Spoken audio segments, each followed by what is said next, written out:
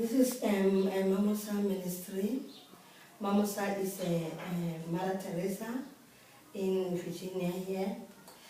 She helps us with everything. And you can see, as you can see, this house was burnt very badly.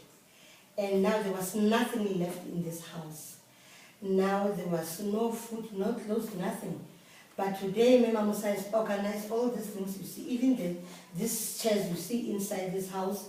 She organized it for this young man here. And this young man here is very sick. He's got HIV and AIDS, he's got TB. Now he was burned last year in his feet.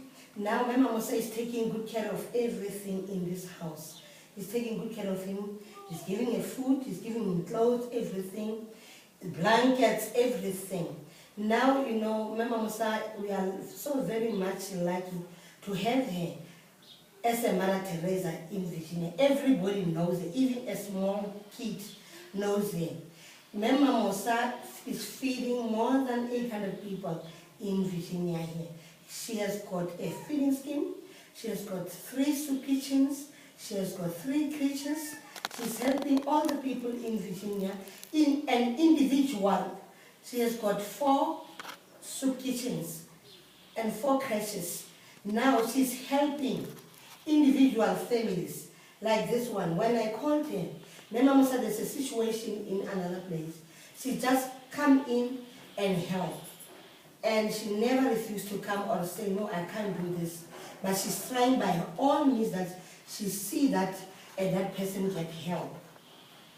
And then she's even taking the people when they're sick. When I call her, she's even taking the people to the hospitals and taking back from the hospital to their homes and see if they get medicine, see if they get food and everything. Mama Musa is everything in our town here in Virginia. So we are so lucky to have her in Melodin here. And Mama Musa, everybody loves her. We always pray to God that must give her strength and power to do this job, because it's not easy. Because when these people go to the government, they don't get help. Even yesterday, we went to the government this man went to the government to apply for the grant yesterday. They sent him back again, and he's got no food, he's got nothing, and he has to treat the treatment. And you know what? So many people in Virginia here, they've got HIV and AIDS. And they're not, people are not dying because of starvation nowadays. They don't die because of HIV and AIDS. They die because of starvation, because they starve and there's no way they can drink the treatment. And I'm working with Mama Musa. When I see the situation, when she see the situation, she just called me and we're going to help those people. And she's so helpful in Virginia here. Now, we pray to God that the donation, she can get some donation so that we can help more people. People are suffering, people are hungry, people are dying because of starvation. And I find myself so lucky to have her on my side, because I'm the one who, I'm just like her. I'm just like her, because when I see the situation, when I see somebody is dying because of starvation or somebody is suffering, I'm not feeling all right. I feel like doing something for that kind of person. Now I've got nothing to help them. But I know that when I ask Mama Musa to come and see the situation, she's going to help. She's going to make a plan. Even though she hasn't got money, but she's trying something to fix that problem. Today this man was very sick. He was very sick. But you can see him. He's alive. He's alive. He's got nobody. He's got nobody. He's got families. But his families doesn't care about him. His families, nobody take care of him. If Mama Musa was not here, he could have died. He can even speak for himself.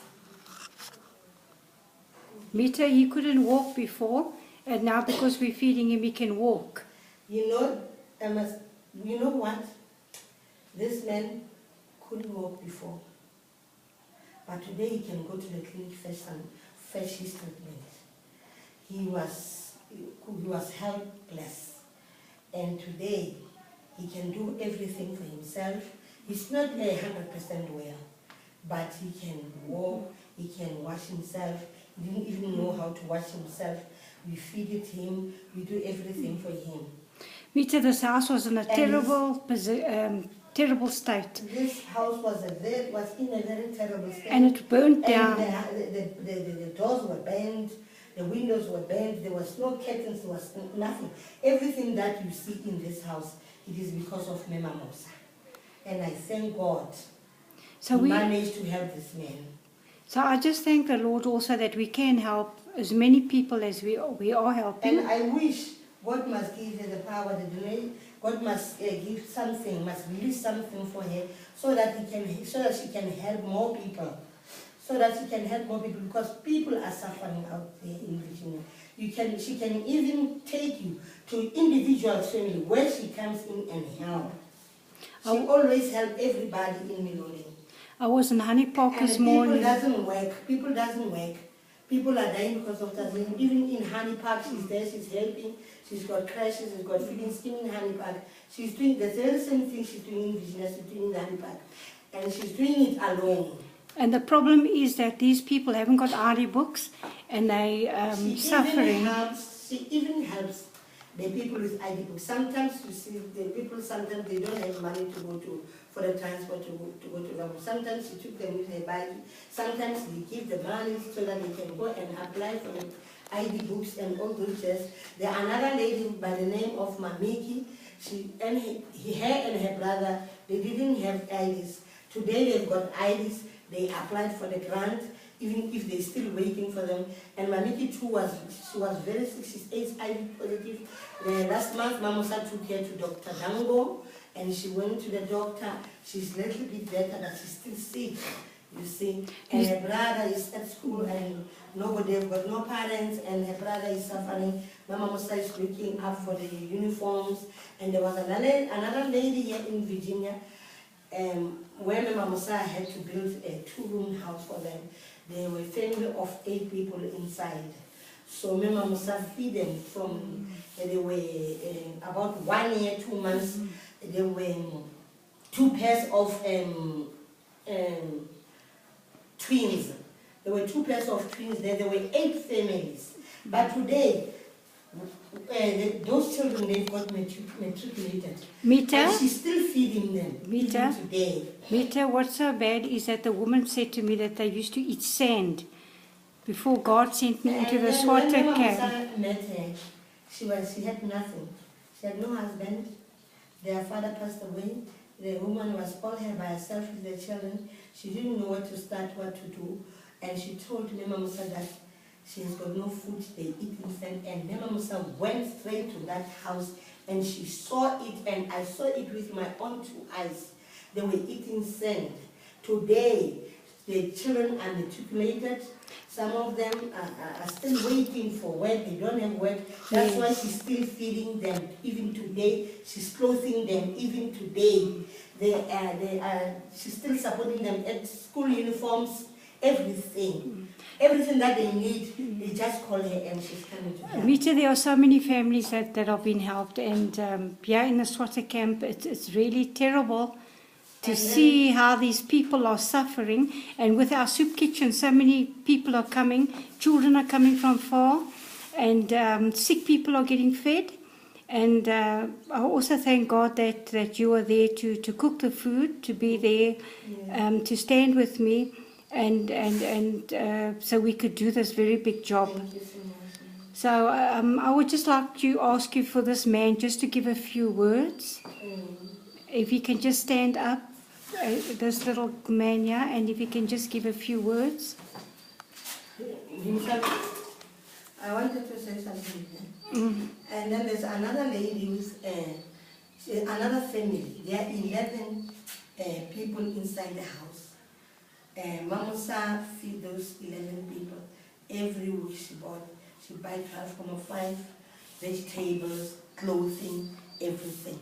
And only 2 children get runs there. So that money is not enough for them. Mamusa is also helping there. And I'm so happy because today those children are surviving, because they went to school empty stomach. They just eat at the school. After school they've got nothing to eat. And there are more than 100 kids who are eating from this soup kitchen, and then they are coming from far, and they are going far. But when they come from school, they just come in the soup kitchen and they get food. So we thank the And Lord. those children, I thank God because of Mema Musa. I thank God with Mema Musa because those children used to take the tins from the street and go to the scrapyard and sell the tins so that they can get bread. Sometimes they lost their uniform, sometimes they lost the books, and then Mema Musa helps them so much. Then she come in and the children doesn't have to go to the street to collect some things so that they can have it. So the children were looking for themselves, how can they eat, how can they put the bread on the table themselves. You see, but today the children know that even the weekend they just come into the soup kitchen, they get food, they get bread, they get everything. Some other families, they come and get food to go and cook for the children at home. There are so many families that come to the soup kitchen. We cook, we give the children and the sick people the soup in the kitchen, and then we give some food, vegetables and meal so that they can go and cook at their places at night. Yes, we just thank God for that because, there's not many people, as you know, I'm the only white lady in the Swatter camp here that comes in here. And we just got to hold on to God for everything that we get. And I would just like this man that is so ill just to say a few words. Thank you, Mema Musa, for the things you do for me. I was so sick, but today I can stand up and go to the clinic to get my medicine. So I thank you, Mema Musa, and I thank God for the things that you have done for us. Thank you, Mema Musa.